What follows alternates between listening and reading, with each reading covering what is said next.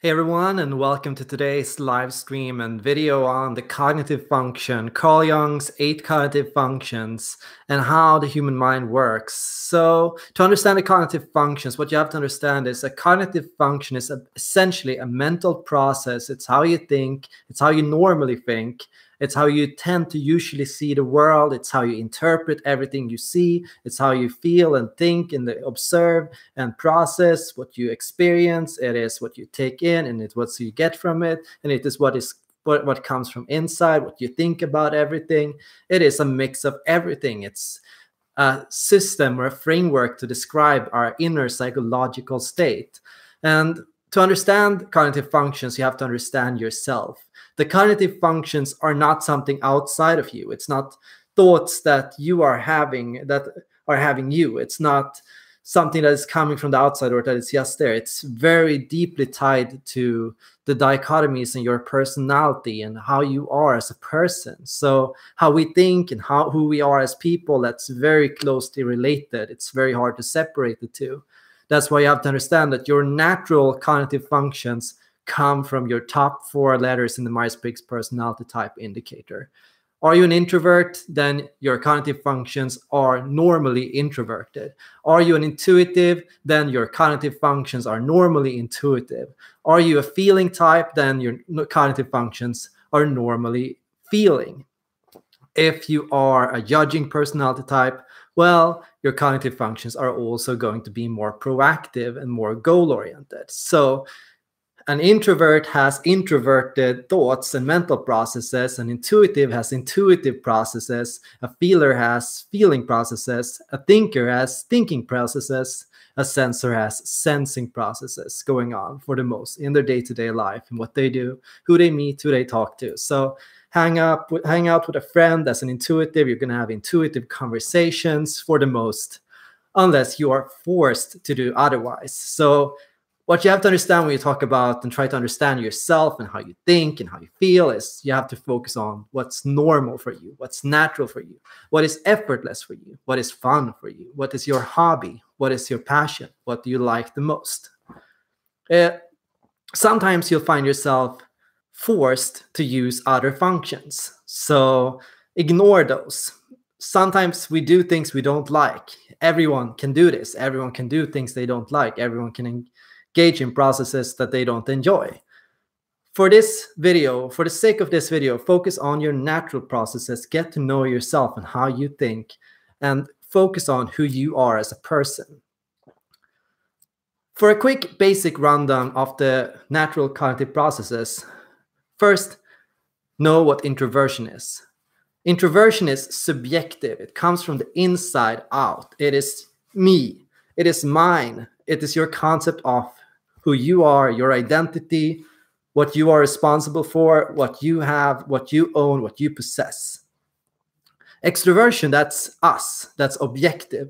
That is outside. That is what we have around us, what is available to us, what resources we have in our environment, what we can use and take, and what we can engage in the world around us.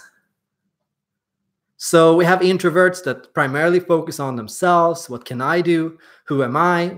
What am I doing? What are my skills? What are my talents? What are my mental resources? What do I know? There are extroverts. What do we know? What do we have around here? What can we take from this situation? How can we understand this environment? What can we do about this situation? Then you have the judgers and the perceivers. Judgers, they're goal-oriented, they're structured, they're planning, they're long-term thinkers.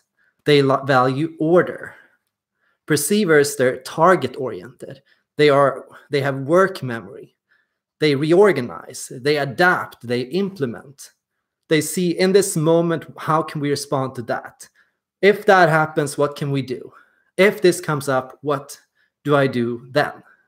If that person says this, what do I say in response? If this happens, if that goes wrong, how do I get around it? So perceiving is focused on adaptation. Judging is focused on goals.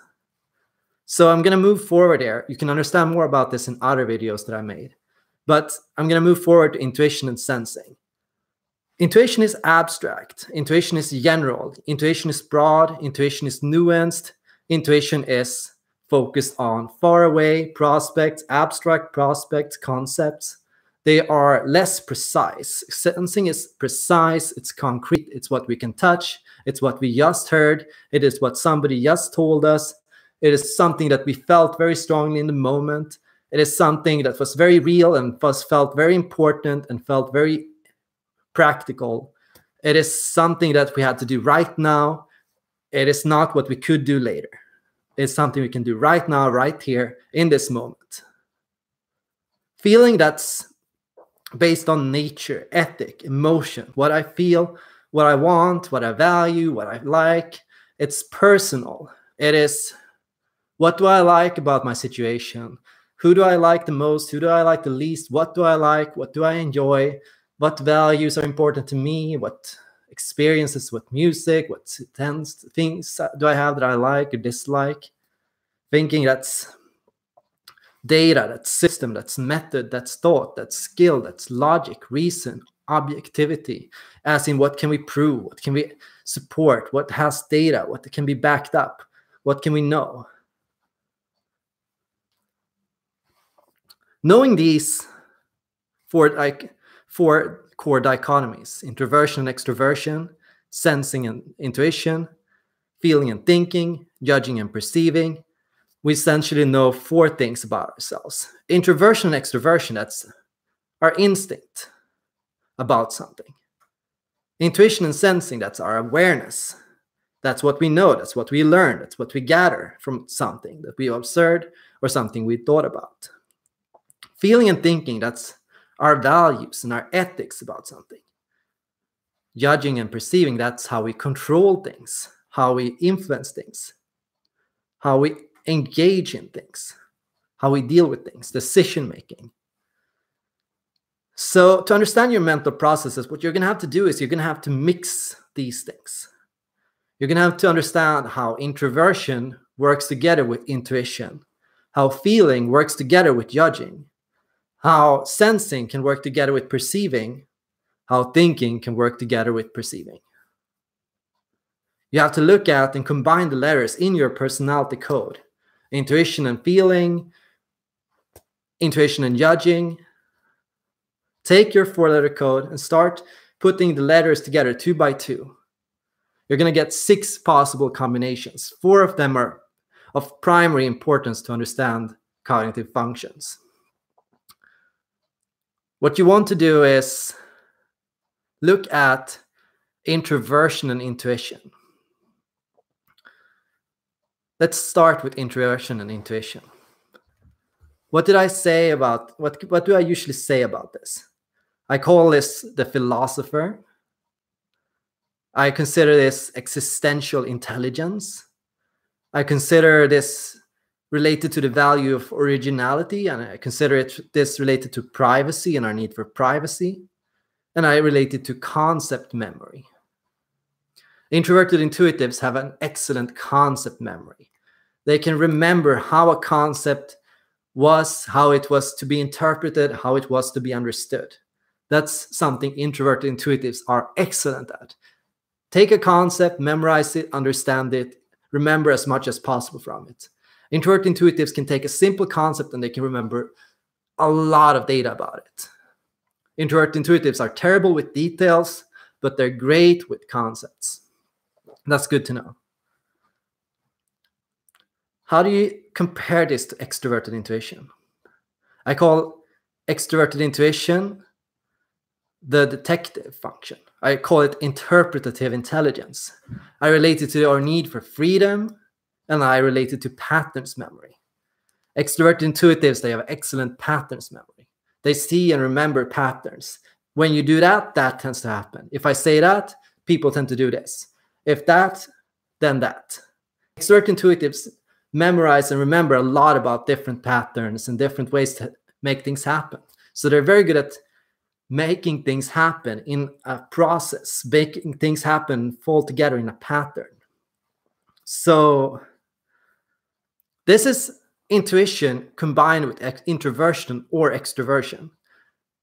These 2 letters, This simple two-letter difference makes all that difference. It's still conceptual, it's still abstract. But when it goes towards introversion, it becomes a philosopher, a theorizing, formulating a hypothesis about something. When it's extroverted, it becomes a detective, making deductions about their environment, noticing patterns, seeing clues, seeing how things fit together, how things add up. Why does that person do that when this happens? At every time, there must be a pattern. What is the pattern? The fascinating thing is you can do the same with judging and perceiving. You can group together intuition with judging and perceiving together and to draw a lot of conclusions about how one simple person thinks. If you know a person is an INFJ or an ENTJ, you know that they will probably be visionaries. They will probably value independence, doing things their own way, not the way they have been told. You'll find that they have very good long-term memory. You'll find that they tend to be great at speculating and predicting how things will happen. Yeah, you'll find that they have great predictive intelligence. They can see and predict how a situation will go down.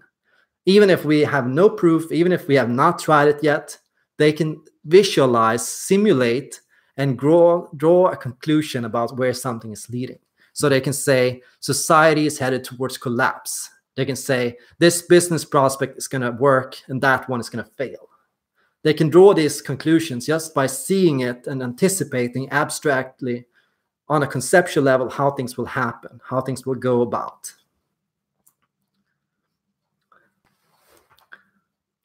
Fascinating, isn't it? Do it with intuition and perceiving, and you also get a very big difference. What is intuition and perceiving?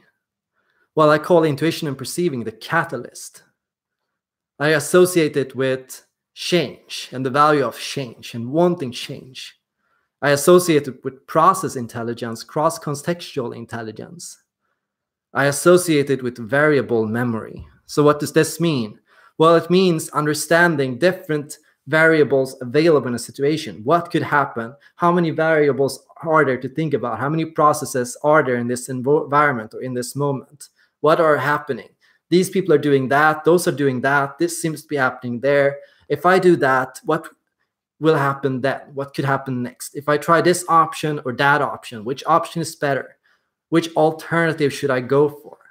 They run through different alternatives with different options. They identify options. They look at an idea and they look, how can I implement this idea? How, if I want to get from point A to point B, what methods could I take to get there? And intuitive perceiving types, they don't focus on the most immediate or direct way, like the sensing and perceivers. The sensing perceiving types, they go straight for the target. That's what they're, so I'll go and grab it. Intuitive perceivers, they see different ways. Well, I could take that way and it might be a little bit faster. Or maybe I could take that way and talk to that person and that could happen. And then I could get it that way instead. Or maybe I could take a bus, or maybe I could consider taking a train instead. So what they're doing is they're brainstorming options.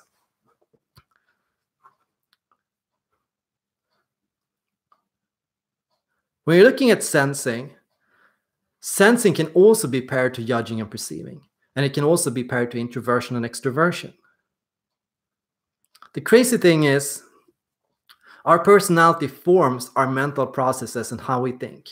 So this becomes natural to us. We assume everyone can do what we can do. We think everyone can use the same process we can. Sensing perceivers, they look at everyone else and they go, why don't they just go straight for the target? Why don't they just go and grab it? That's how I would do it. That's how I think. That's what I think is natural. And then they are like, oh, I'm not allowed to, for some reason, go and grab it because people will get upset or that will happen. And people have told me no. So what can I do instead? I guess I'm forced to use intuition. I guess I'm forced to use judging, to wait and to look at the long term and bide my time and wait for what happens. I'm forced to engage in this process as a sensor. I don't want to, but I'm forced to because environment necessitates using our inferior functions. We feel forced to use the inferior while we prefer to use our dominant. What you're getting here is with 4 dominant functions, 4 natural thought processes. Give me 1 second to catch my breath.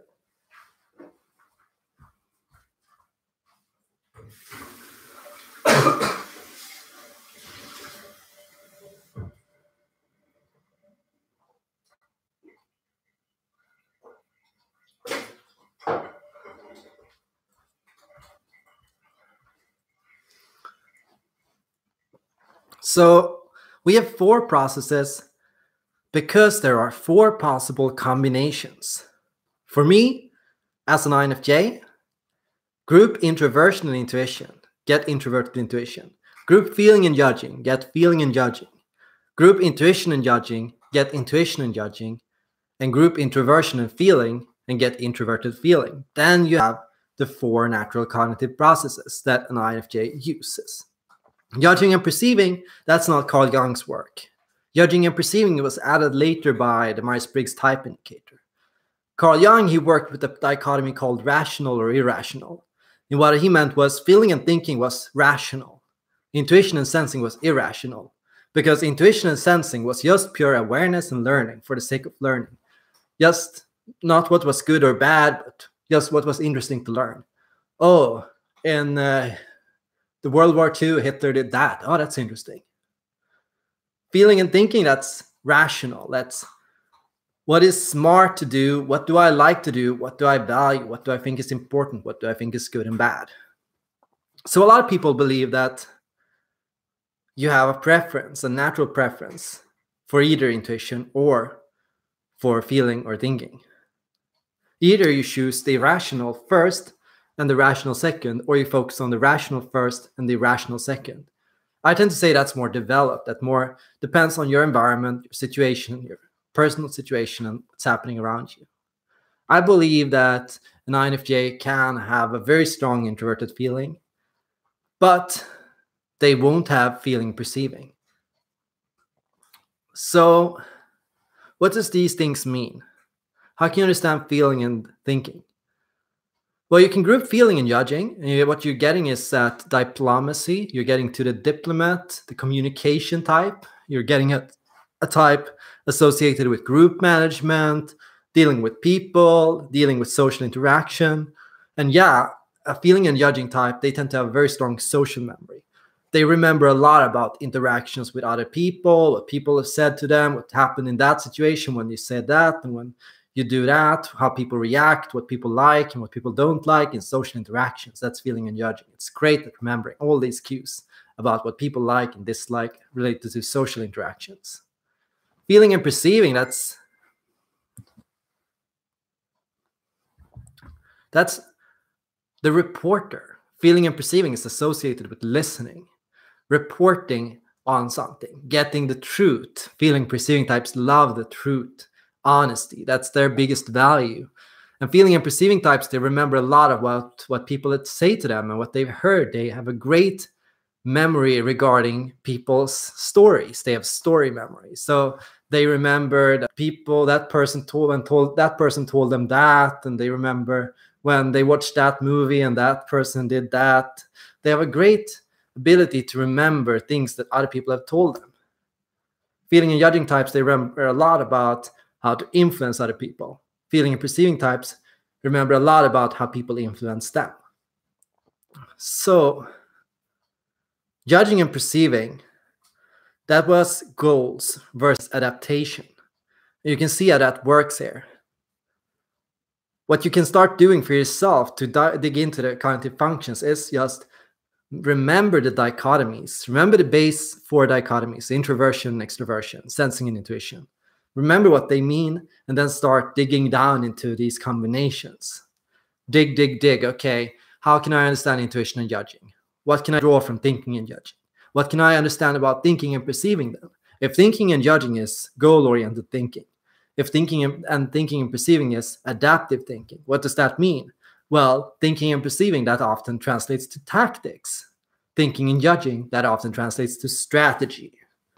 So thinking and judging, that's How do I use my thinking strategically towards a long-term goal? What rules do I follow? What steps do I line out? How do I plan something? How do I expect it to go down? Thinking and perceiving that is, if that person does that, what is the smartest, most tactical counter move? How can I move to intercept that? What can I do to do that, deal with that?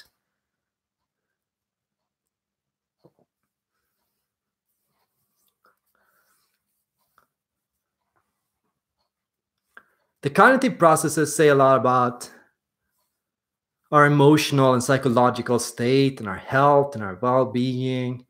And they say a lot about our struggles. Like, as an ENFP, you start feeling stuck.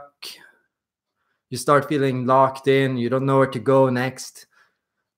As an INFJ, you start feeling overwhelmed and rattled and pressured, and there's so much going on and you can't keep up with everything.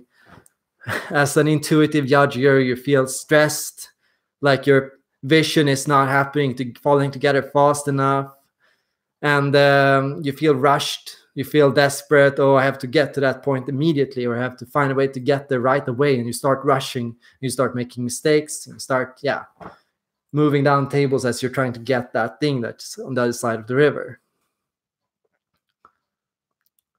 The cognitive functions alert us to our blind spots.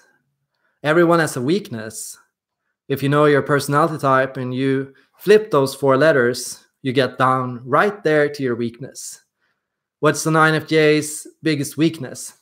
Well, everything an ESTP is good at. What is an INTP's biggest weakness? Well, everything an ESFJ is good at. So INTPs, they talk about how difficult it is to manage people and social interactions. And they talk about how difficult it is to be overwhelmed, and when there's a lot going on, and when there's a lot of things happening around them in their environment, and they don't have time to sit down and think.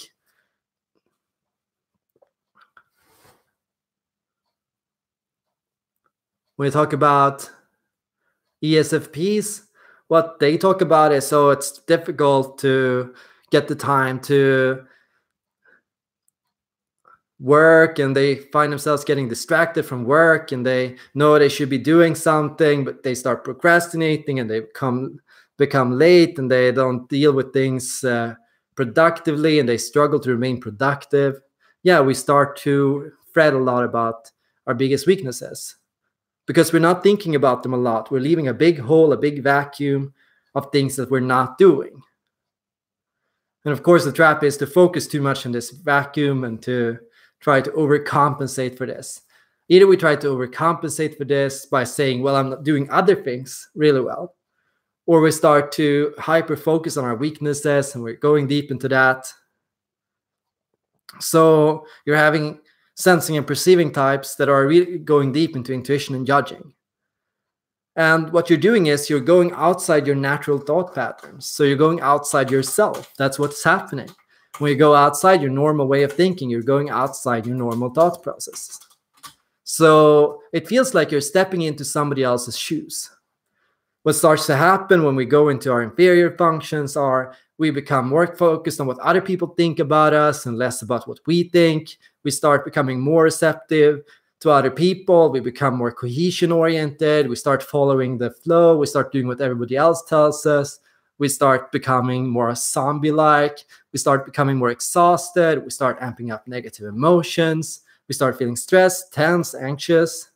Yeah, all these things happen. We start feeling shame. We become too socially aware. We start hyper-thinking about how other people perceive us. Yeah, that's essentially what's happening.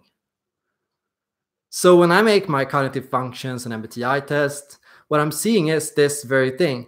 People are asking questions to get people to talk about what they like and what they enjoy. The biggest issue I see with other cognitive function tests online is they're all focused on what you do, but fill out this test when you're having a bad day and you're going to get a bad result. So you got to remember what's good, what's natural for you, what you enjoy. And I'm going to run through this list real quick. All the cognitive functions, here they are. Intuition and judging, that's what I said. Predictive intelligence, independence, It's called the visionary. It's associated with long-term memory. Intuition and perceiving, that's process intelligence. That's associated with the value of change. It's the catalyst. It's associated with variable memory. Sensing and judging, that's organization intelligence. How do I put something together? It's associated with tradition. It's the host. It's associated with routine memory. Sensing and perceiving, that's the agent. It's associated with action. It's associated with kinesthetic intelligence, with muscle memory. Feeling and perceiving, that's associated with honesty. The reporter, listening intelligence, story memory. Thinking and perceiving, that's associated with the hacker, skillfulness, doing something, executing it well, having skills and talents. It's associated with analytical intelligence and method memory. Feeling and judging, that's the diplomat. It's associated with being kind, communication intelligence, social memory. Thinking and judging, that's the architect. Ambitious, systems intelligence and systems memory. Introverted intuition, that's the philosopher. Associated with existential intelligence, originality, the need for privacy, concept memory. Extroverted intuition, that's the detective, interpretative, values freedom, has a high patterns memory. Introverted sensing, that's the instructor. Sorry, Marvel, my cat is running about. The instructor, associated with definition intelligence, moderation, and historical memory. Instructing people, how do you do a task? How do you do something? ISFJs, they make excellent teachers. The scout, that's extroverted sensing. The scout is associated with experience, scouting intelligence, nature memory. Introverted feeling, that's the counselor. It's associated with empathy and understanding. It is associated with interpersonal intelligence, autobiographical memory. What do we remember about ourselves and who we are? Introverted thinking, that's the scientist, associated with logic. Critical intelligence, critical thinking. Procedural memory. How do you do something? How does something work? Extroverted feeling, that's the actor. It's associated with our concept and value towards beauty. It's associated with interpersonal intelligence and people memory. And finally, extroverted thinking, that's the director, associated with objectivity, administration intelligence, and data memory. So start digging into these concepts, start seeing what you can learn about how you think, start mastering your mind, start using your mind more smartly than before, and use your talents to your advantage to take over the world, achieve world domination, and achieve success at whatever it is you want to do. Thank you all for joining up, and I hope to see you all in the next video.